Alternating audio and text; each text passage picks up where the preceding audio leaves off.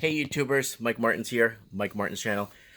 Well, we got a little bit of a tug-of-war battle going on with the Chilliwack Mayor and Chilliwack, British Columbia, and what's been happening with the movement of people. And let's look into this. Chilliwack Mayor accuses Fraser Health of sending discharged mental health patients to the community. This is actually a big deal, and guys, this has been happening for many years now, where other cities would discharge and move people around. Even people getting out of prison will have a bus waiting for them to take them to another town to get, just to leave them there and see if they could fend for themselves.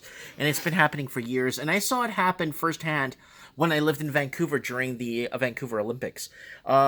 A lot of people were moved to Chilliwack here in Merritt. I met somebody that's been here in Merritt since the Olympics. They were bussed up here, and then now they're here.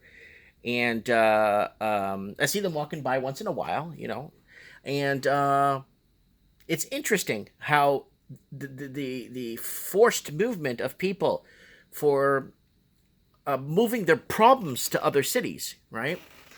And it's usually the bigger cities doing it to smaller cities. It's not the smaller cities doing it to big. Well, you know what? I'm not going to point the finger. Let's look at the article here. So, sending discharged mental health patients to community. And here it is. Let's watch the video here. It's 1 minute and 34 seconds long. Lunchtime for 150 people at the Salvation Army shelter in Chilliwack. One client not supposed to be here at all. According to the mayor, the woman in her 70s was simply dropped off after being discharged from Surrey Memorial Hospital last month. The biggest point for me is a warming center is not where this lady should be. She should be in a hospital. Yeah. She's got some issues. Yeah. That like a warming center cannot provide for her. According to homeless advocates, it's commonplace for people with complex medical needs being discharged from hospital prematurely with no place to go. Chilliwack has seen its homeless population surge in the last 5 years. Remember, guys, a lot of people surged to left the coast, unaffordability, moving eastward to find greener pastures and try to make... I'm one of those statistics. I left Vancouver. I'm not paying $2 million for a detached bungalow. Instead, I bought a house for $260,000 in Merritt. Let's play this again. Sorry, guys. And resources in the community pushed to their breaking point. When we start getting the shift from other hospitals and sending people up here, I think it's appalling. I think every community needs to work together to solve a problem. Shifting it to another community is just not right. Caseworkers say it's an unusual situation, but they do get calls all the time from hospitals looking for room to discharge vulnerable patients. The health minister was asked about it in question period. How can this possibly be an acceptable practice? We don't know the facts yet. We have concerns that have been raised, and we're going to review those concerns. You bet we take them seriously. The minister promising to meet with the mayor of Chilliwack as part of the investigation to help find answers. Man. Watch the community. Watch the community of Chilliwack, BC, is voicing frustration about what it says is the growing number of people with complex mental health cases who seem to be dumped in their area. And the mayor of Chilliwack is putting the Fraser Health Authority on notice. Stop sending discharged elderly mental health patients our way. Ken Popov, who has written a letter to the health authority claiming a woman in her 70s was dropped off by taxi at the city's... I thought they dropped her off at least by ambulance or some way of... by a city's Salvation Army shelter last month after being discharged from Surrey Memorial Hospital. He added that this case is far from the only one and is questioning why a woman with no connection to the city would wind up there. The biggest point for me is that warming center is not where a lady needs to be. This lady needs to be. Popov said she should be in a hospital. She has some issues that a warming shelter can't provide for her.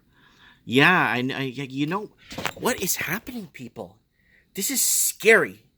Like, a lot of people are like, well, you know what happened. Like, no, this is a big deal. I mean, that's why, like, I'm preparing my home now. I bought a pretty big house. lots of land, and I bought my house purposely. So now I'm in a position where I could take care of my parents. And I'm Portuguese, and we take care of our parents, right? I want to take care of my parents, make sure they're okay. Because I would never want to see my parents go through something like it. Would kill me internally if I knew this happened to my mother. It would kill me. It would kill my soul. I wouldn't be able to sleep if this happened to my mom. Chilliwack's homeless population has been surging over the last 5 years. Guys, remember affordability on the channel? I've been talking about people mass exiting Vancouver and moving east to greener pastures and trying to find or make a better life, moving east into the Fraser Valley. With every available shelter at or near capacity, homeless advocates say that with other municipalities dealing with similar increases, adding to the problem by sending mental health patients to shelters is the wrong approach.